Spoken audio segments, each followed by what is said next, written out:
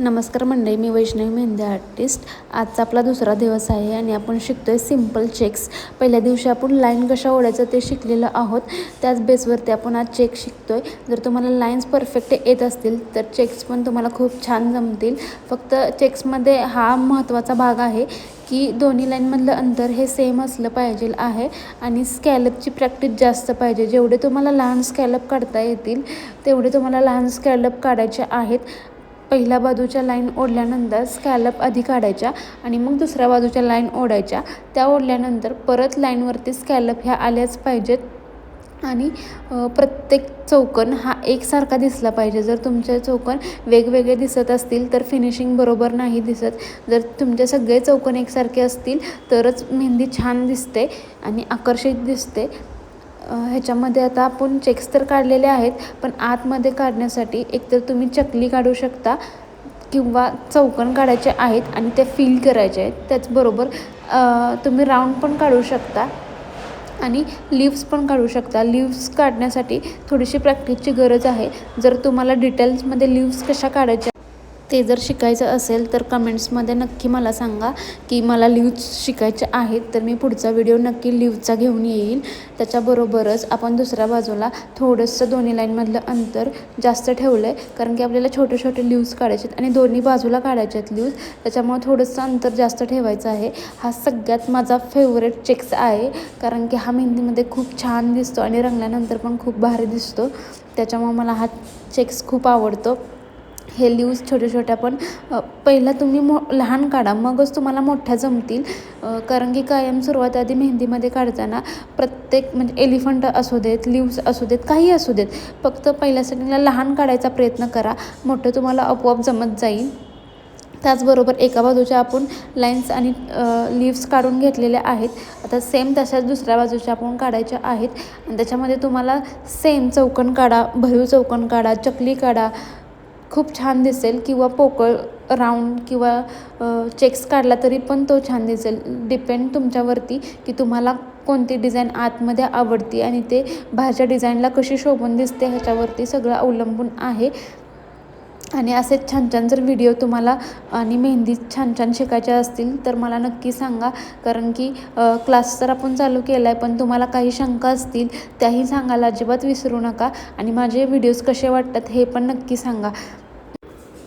परत आपण चेक्स काढतोय आणि मी याच्यामध्ये स्कॅलप टाकलेले नाही आहेत, त्यामुळे दोन्ही बाजूचे चेक लाईन ओढून घेतलेल्या आहेत. कारण की आपल्याला दुसरी डिझाईन बनवायची आहे. हे फुलासारखी डिझाईन झालेली आहे. फक्त जिथं फूल दिसतं तिथं फक्त गडद डॉट द्यायचा आहे, त्यामुळे तो छान उठून दिसतो. एकदम सिम्पल असा हा चेक्स आहे आणि तुम्हाला कोणालाही बिगिनर असू देत किंवा ज्यांना येत नाही अजून त्यांना हा पटकन जमणारा हा चेक्स आहे. तर तुम्ही सगळं आधी हे जे तुम्ही शिकताय हे पहिल्या स्टार्टिंगला सगळं ट्राय करा एकदा. पहिल्यांदा नाही जमणार, दुसऱ्यांदा नाही जमणार, पण तिसऱ्यांदा नक्की जमेल. फक्त एवढंच की शिस्तात काढा आणि जास्त स्पीड नका वाढवायला हे करू. आधी तुमची डिझाईन परफेक्ट करा. असं प्रॅक्टिस करा की ते तुम्हाला बिन बघता आलं पाहिजे असं प्रॅक्टिस करायला शिका. आणि त्याच्यानंतर आता आपण परत जरा मोठे चेक्स काढलेले आहेत आणि स्कॅलप काढून घेतलेले आहे, कारण की आतली डिझाईन थोडीशी मोठी आहे. आधी आपण कोयरी काढून घेतलेले आहेत आणि लिव्समध्येच थोडेसे आकार दिलेले आहेत. तुम्ही असे आकार पण छान छान देऊ शकता लिव्समध्ये, ते खूप छान दिसतं. त्याच्यानंतर आपण पाहतोय की एकदम आता मी साईज कमी केली आहे दोन्ही लाईनमध्ये. प्रत्येक चौकोन हा एकसारखा दिसायला हवा. त्याच्यानंतर मी प्लसचं चिन्ह काढते. तुम्ही नाही काढलं तरी चालतं किंवा नाही काढलं तरी चालतं, डिपेंड तुमच्यावरती आहे. पण काढल्यानंतर खूप छान दिसतं आणि नाही काढलं तरी पण कसं दिसतं हे पण मी तुम्हाला दाखवते व्हिडिओमध्ये. प्लसचं चिन्ह काढून घेतल्यानंतर बरोबर मध्यभागी डॉट आलेला पाहिजेला आहे, तरच ते व्यवस्थित दिसतं. दोन्ही बाजूला आडव्या लाईनमध्ये आणि उभ्या लाईनमध्ये पण तुम्हाला डॉट हे मध्यभागी बरोबर काढायचे आहेत. आणि वरच्या बाजूला जिथं प्लस नाही दिलेला तिथं पण तुम्हाला समजून जाईल की प्लस नाही दिला तर ते कसं दिसतं ते. हे असं पण तुम्ही ठेवलं तरी चालतं, पण जर मोकळं वाटत असेल तर त्याच्यात तुम्ही गोल काढू शकता, चौकोन काढू शकता किंवा छोटे छोटे चेक्स काढू शकता किंवा चकली काढू शकता. असे बरेच ऑप्शन आहेत, त्यातले तुम्हाला जो आवडेल तो तुम्ही काढू शकता. आणि हा तुम्हाला चेक्स कसा वाटतोय? हा पण चेक्स खूप छान दिसतो. सिंपल आहेत, सगळे सिंपल चेक्स आहेत, तुम्हाला लगेच जमून जातील.